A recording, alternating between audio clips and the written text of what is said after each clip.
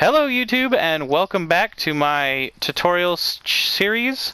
This is going to be episode 1 of Redstone.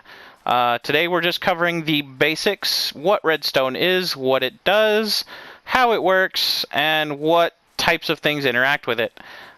Really straightforward, not going to go into any complex circuits, not going to go into any of the details. This is just a really simple basics video.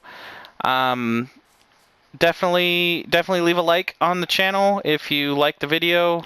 Subscribe to the channel to get more videos. And yeah, let's go ahead and get into this. So first we're going to cover over the blocks because I know everyone's like, wait, you said you was going to do redstone. We know about blocks. We don't need to hear this. Actually, you do. This is very relevant to redstone. So you have what are called solid or hard blocks. I call them hard blocks, but on the wiki they're referred to as solid blocks. Basically, this means that they can be charged. They can hold a redstone power, and that they can be moved by pistons, that kind of thing. So examples are any kind of dirt, so grass, dirt, mycelium, podzol. Farm block does not, but I believe grass path will. Any kind of stone, so stone, andesite, diorite, whatever else they decide to release, any kind of stone will work, including its refined forms, so bricks, chiseled, etc. Sandstone is the same. Any kind of wood, so any log, any plank, anything like that can all be charged. All of the ores can be charged, and all of the ore blocks can be charged. So yeah, those are solid blocks or hard blocks, whatever you want to call them. And again, what that means is they hold redstone charge, and you can put redstone on them. Now these are what are called either transparent blocks or soft blocks. Basically what that means, they're officially named transparent blocks because most of them have a texture which allows you to see through them. However, this lantern here is a transparent block, even though you can't see through it, which is why I like to call them soft blocks instead of transparent blocks. And then again, that's why I call these hard blocks instead of solid blocks, because the terminology isn't exactly 100%. But anyway, basically a transparent block or a soft block will not hold a redstone charge, and you cannot place redstone on it. So these are the types of things that you will want to be aware of when doing your redstone builds, in case you want to build something really tightly, or if you're trying to build a redstone circuit in a tree. It's not going to work too well with the leaves. You're going to have to put some wood in there, and that sort of thing. Now these are gravity blocks. Basically, a gravity block can be either a hard block like the sand or gravel, or it can be a transparent block like the anvil or the dragon egg. So some are hard, some are soft, but gravity blocks all have one thing in common: they will fall. They will not float in the air like most blocks do. So be aware of that when you're doing redstone creations. You can actually use sand to trigger, or falling blocks to trigger redstone circuits. However, that's getting really complicated, and you're going to want to know what you're doing, because if this falls where you don't want it to, or if something is in the way of it falling, you can cause your systems to be messed up. This is not something that you should use unless the system absolutely requires it, which is very few and far between. And then these are what are called dual blocks. I call them dual blocks because they are both basically a solid and a soft block. What that means is they are solid to the point that you can put redstone on them. So glowstone, upside down stairs, upside down slabs, they do have to be upside down. They will not work if they're right side up. But you can put redstone on top of them. However, they will not hold a redstone charge. You cannot charge these blocks, which is a very nice combination when dealing with things like bud switches and more complex circuits, which we'll get into in another video. Now, the actual bits of redstone that are used are going to be your redstone dust. Kind of looks like that. It's primarily used for running lines. It does have a few small power applications, but it's mostly just for running lines that carry the power. Repeaters are for extending your lines. A redstone line can only go for 15 blocks, so a repeater can extend that. It also, by default, adds 1 tick of delay, which a tick is 1/10 of a second, and that'll be covered in detail over there, and can be adjusted for extra delay. And then this is a comparator. Comparators can be switched on or off. Either one has a different effect, and again, that'll be gone over in detail a bit later. To power redstone, you also have a redstone torch, which is it's a finicky thing. Redstone torches produce constant power, so you don't need to toggle them on and off. However, you can toggle them on and off, which can create inverters and ladders and all kinds of stuff, which again will be covered in detail in a later video. And then you have a block of redstone, which is just 9 pieces of redstone dust. I really like how 9 pieces of that, just 9, make this huge giant block. I mean, come on, that doesn't make any sense, but that's the way it is. And this redstone block will cause continuous power and cannot be toggled on or off. Basically, what a redstone block is it's a solid block, but it's forever charged. It's not something you can uncharge, so to speak. So again, back to the redstone lines. Basically, these are for carrying power. You can send power with buttons and pressure plates. Levers will toggle the power on and off. That's down there. You have tripwire. Basically, when you step on the tripwire, it activates for as long as you're standing on it. It's kind of like a pressure plate, but it's more invisible. Now, we have stone and we have wood for both buttons and pressure plates. Stone has to be activated by the player. A mob cannot activate that, an item cannot activate that, etc. Now, the wooden ones, however, can. So, like the wood pressure plate, you can throw an item on it and it works. You can shoot an arrow at it and it works. Same thing with the button. You can shoot an arrow at it and it'll hold the button down so that it'll stay on. And that's really useful for putting your circuits like on a wall. Like if you wanted to have like a completely hidden secret base door, and then the button to open the door is like way up on the side of the cliff. You had to like shoot the button to get the door to open, etc. That's getting really complicated. And I can show you how to do that in a later video. It's all over there. But we're not getting into that right now. This is just really how it works. So again, the tripwires. You have your daylight sensor. Basically, if there's sunlight, it will produce power. If there's no sunlight, it will not produce power. This is a trapped chest. Basically, you take a tripwire hook and a regular chest, and you get the trap chest. Basically, what happens is if this chest is opened, you can see that the lamp comes on. Here, I'll look at it from the side. See how the lamp comes on when you open it? A trapped chest will produce a level 1 signal strength to redstone. And we'll get into signal strength again a little bit later in this video. And then here's the lever I mentioned. You flick it on, it's on. Flick it off, it's off.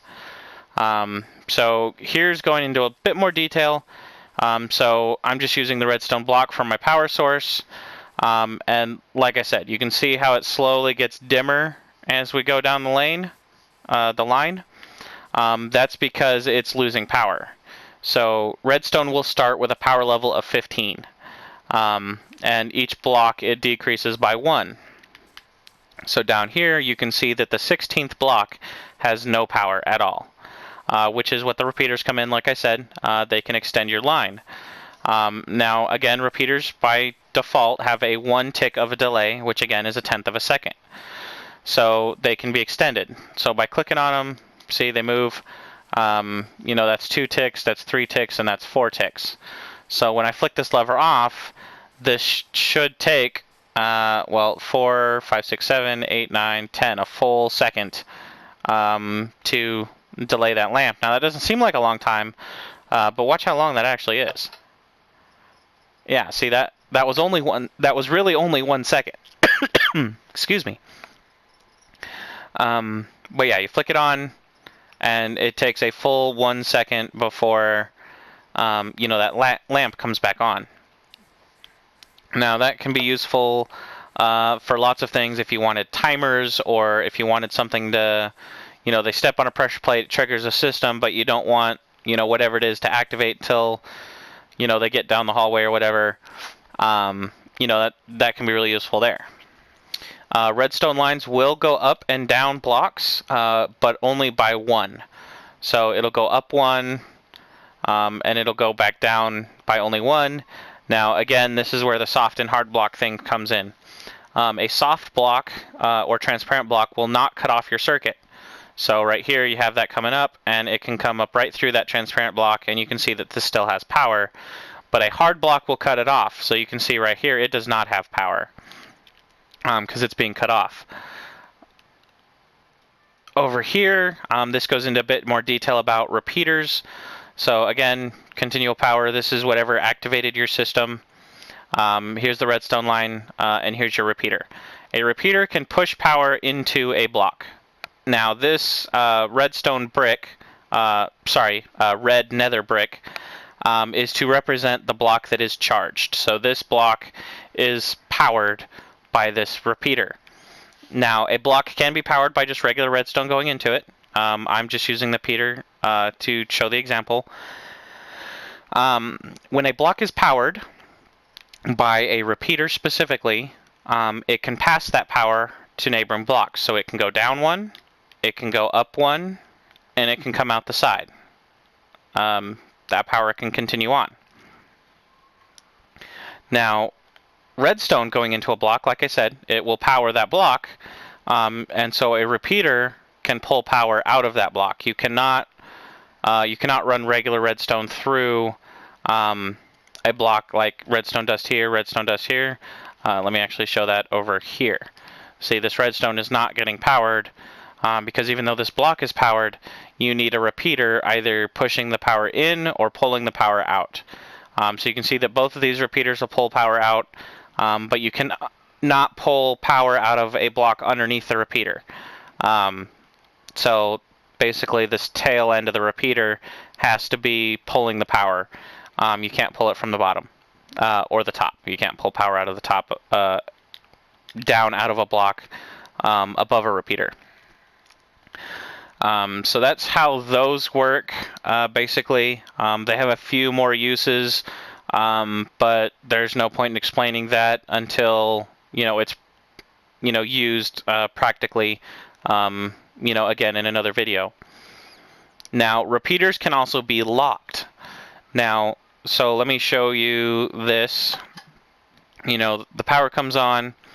If you have a repeater facing another repeater and it gets powered, you'll see this little line of bedrock right here.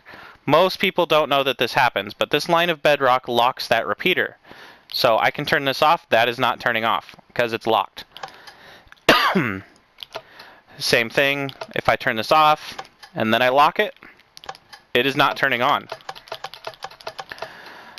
There's no way to turn that on or off if it's locked in one of its states. And this is still toggleable, so you can create delay. Or you can lock delayed repeaters, I should say. Now, a regular line of redstone does not lock a repeater. It just does nothing. So you don't need to worry about that. Now we're going up and down blocks. So again, redstone will go up by 1 block. To keep your circuits compact, you might want to do a spiral or something like this. If you want it to be a quick response. If you don't mind delay, this is what I meant by a climbing torch ladder. Basically, a redstone torch, when powered, turns off. Now again, redstone torches create power. So here's how this works. This torch is on, which means this block is powered, which is why that torch is off. Which means this block is not powered, and so that torch is on. And so inadvertently, if I power this block, that torch turns off, which takes the power out of this block, which lets that torch turn back on, which powers this block, which turns that torch off. Now, each torch, like repeaters, is a 1-tick delay. So if you don't mind a bit of delay, you can make it a lot smaller and send your redstone signal straight up. Another thing you can do if you want it to be quick, you can't, absolutely don't want the delay. The delay is absolutely a no, but you don't have the space for something like this. You can use glowstone. Glowstone or slabs, like I said, the dual blocks, because they don't cut off the circuit, you can just go back and forth like that. So this power goes up one through that block because it's not being cut off, and then it goes back up one through this block because it's not being cut off, and it just goes back and forth all the way up to, well, it'll still have the 15 block limit, but you can have it go straight up with, you know, full speed, so to speak, without any delays. Now, the downside is you cannot go downwards off of a dual block. You can only go upwards. So even though this is not cutting off the circuit will not go down because of this glowstone. So if I were to actually change that glowstone to, say, a regular hard block, you can see that it does go back down. So that's totally fine. And this is really useful for creating splitters and stuff, and that'll be gone over in a later video as well. But basically, if you're using dual blocks, you want to be wary that it cannot come down off of a dual block. Next, we have the comparator, and the comparators are a little bit weird. They can pull power out of any container that has something in it. So a chest with an item in it, I just put another chest in there, it has power. Cake technically is a container with 5 uses. So, you know, it has power based on the amount of cake that's left. So this will produce a power of, I believe, 5. And then as you eat the cake, the power will decrease. Brewing stands, if there's potions in it, this will put out power. Furnace, if there's something in it, it'll put out power. And then a cauldron with water in it will put out power. Again, that makes these really unique. You can, you know, create automated smelters, automated potion systems, automatic chest storage. If you noticed on the trap chest back here, I probably should have mentioned this. You can see this kind of really light ring around the clasp, which identifies it as a trapped chest. Now, it's not a huge difference, but let me get back over to the regular chest. You can see that it's more of a black ring instead of a red ring, and it's not quite as pronounced. So, you know, somebody that's looking for it will be like, oh, well, that's a trapped chest. If I open it, something bad will happen, and they'll move on. Comparators can trap regular chests so that people don't necessarily notice that. And then it can also be used for sorting systems and, you know, fancy stuff like that. Comparators also have side inputs. So repeaters, you can't put a signal into the side except from another repeater to lock it.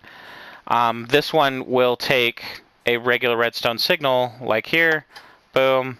It will take that signal, even though it doesn't look like it, and I'll explain how. So again, power comes on, this comes on, it's acting like a repeater, it's continuing the signal, because the comparator will always output the exact signal it's received. So unlike a repeater, which will basically restart the signal at 15, this one is 15, this one is 14, so the comparator reads 14 and spits out 14.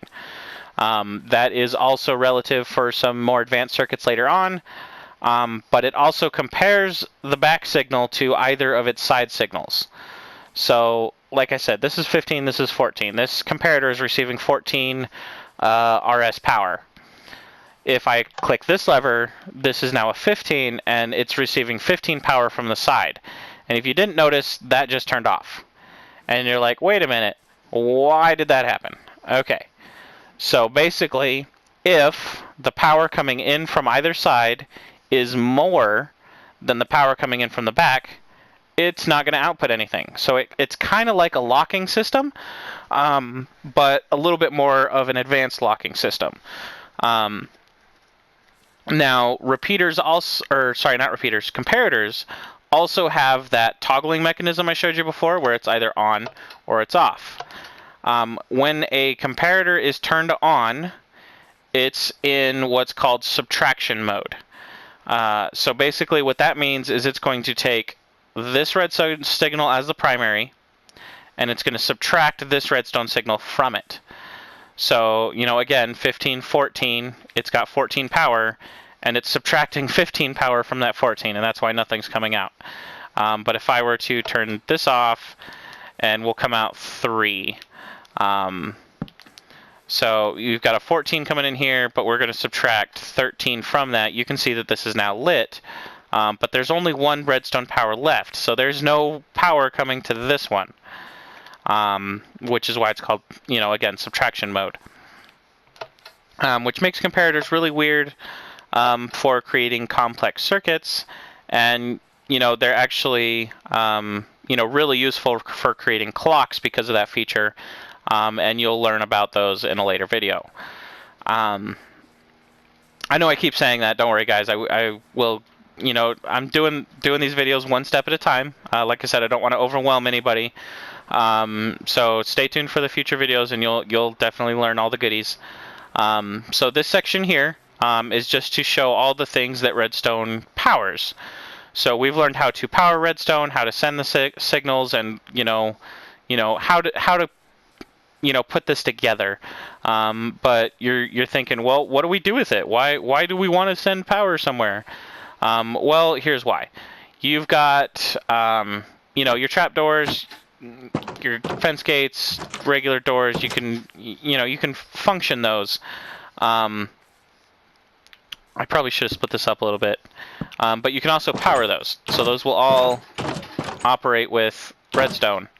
And this is true for the iron versions of anything. So iron doors actually don't work with your hand. They have to use redstone. Now, you've also got, pistons, lamps, TNT, dispensers, droppers, and hoppers that can all take redstone signal. So the piston will extend, the light will come on, the TNT will activate and fall and blow up whatever you're trying to destroy. Dispensers will either shoot things out at you or drop them on the ground. Droppers will always only drop them on the ground. And then hoppers, when they're powered, actually turn off. So I'll explain that in just a minute. But I want to show this to you guys right here. So you see the piston and the TNT and the lamp. Those are all going to activate. Poof. Piston went up, light came on, TNT activated and dropped, and it blew a hole in the floor down there. So dispensers, if I put an arrow in here, it'll shoot that arrow. You'll see that here. See? But if I put something like redstone in here, it'll just throw it on the ground. Like that. Droppers, no matter what, will just drop it on the ground. So that's really important to know the difference, because dispensers will use a lot of things instead of giving it to you, whereas droppers will just give it to you. Dispensers are very complex devices. I will have a whole video dedicated just to dispensers because of how complicated they are, so stay tuned for that one. Now again, hoppers are very particular. Basically what a hopper does, let me actually set this up a little bit. You can see this tail down here, right? If I just put one on the ground, you can see that it's pointed down, this one's pointed into the chest, etc. What a hopper does is it will take items, see how it's like a big old bucket? So anything that goes on top of it, anything that goes on top of it, like so, it'll suck in and it'll feed out its tail. So poof, there's that hopper I just threw in there. Now when it's powered, like so, that actually turns the hopper off. So it won't take the item in, it'll just sit there on top, and any items that are in the hopper, like if I throw that in the hopper, it's not going to feed them into the chest. It's going to stay in the hopper until it gets turned off. When it's turned back off, poof, there it is, it's in the chest. So keep that in mind if you're using hoppers in your redstone builds. They do have a lot of uses simply because of that function with both creating clocks, creating timers, that kind of thing. But just keep in mind that you don't want to accidentally end up with it turned off, or you don't want to accidentally end up with it turned on, because that can really mess with your builds. But anyway, like I said, that's just the bare minimum, going over the basics. That's really all there is to redstone lines. Basically, that's just how to lay out the redstone, what the redstone can be used for. We'll go into some more complex circuits again in a future video. I did want to point out that with any electronic system, you may or may not have heard of what binary is. You don't have to be a supercomputer techie to know that kind of a thing. Basically, anything and everything that's electronic runs off of binary, which is just ones and zeros. And if you didn't know, all that means is it's on and off. Ones are on, zeros are off. So anything and everything that is in an electronic of any kind is just a bunch of ons and offs. So what is redstone? Well, it's a bunch of ons and offs.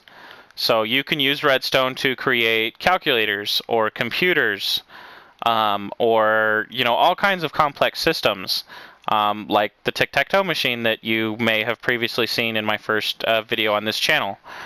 But basically, it's just a bunch of ons and offs. So if you know what's on in the right place and what's off in the right place, then you can make literally anything with it. So again, if you liked the video, leave a like, subscribe to the channel for future videos, and yeah, I'll see you all in the next one.